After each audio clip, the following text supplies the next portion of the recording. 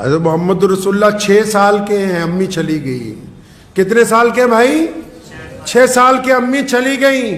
ام ایمن ساتھ میں ہیں. فرماتی ہیں کہ میں جب حضرت آمنہ کی تدفین کے بعد نیچے آئی تو رسول اللہ نظر نہیں آتے، 6 سال کے ہیں، کہیں غائب ہو گئے. اور پھر دیکھا کہ ابوا پہاڑی کے اوپر سے رونے کی آواز آ رہی. میں بھاگ کے اوپر گئی تو 6 سال کے محمد اپنی ماں کی قبر سے لپٹے ہوئے. فرمایا امی تو مجھے چھوڑ گئی.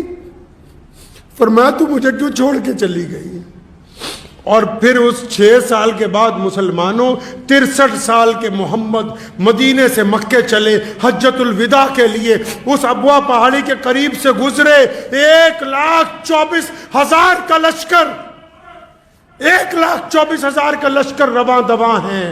محمد رسول اللہ نے جب ابوا پہاڑی کو دیکھا اپنی اونٹنی موڑی، ابوا پہاڑی پر رکے، اپنی ماں کی قبر کے پاس اترے، بیٹھ کے ہزاروں قطار رونے لگے. فرمایا میری ماں تو مجھے چھوڑ کے چلی گئی تھی. 63 سال کے محمد پھر بچوں کی طرح روتے. 1,24,000 کا لشکر رک گیا. حیران ہے، پریشان ہے، ہزاروں قطار لوگ رو رہے ہیں. نبی علیہ السلام نے یہ دونوں گھٹنے اٹھائے، سر اس میں رکھا، اپنی ماں کی قبر پہ ہاتھ پھیرا. فرمایا اماں تو مجھے چھوڑ کے نہیں چلی گئی. سارے حیران ہیں. سنو تمہارے نبی نے کیا کیا مسلمانوں.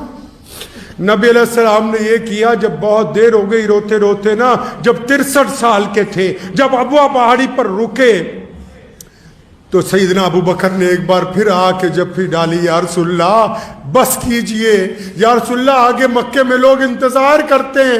ارے قربان جاؤں محمد صلی اللہ علیہ وسلم پر.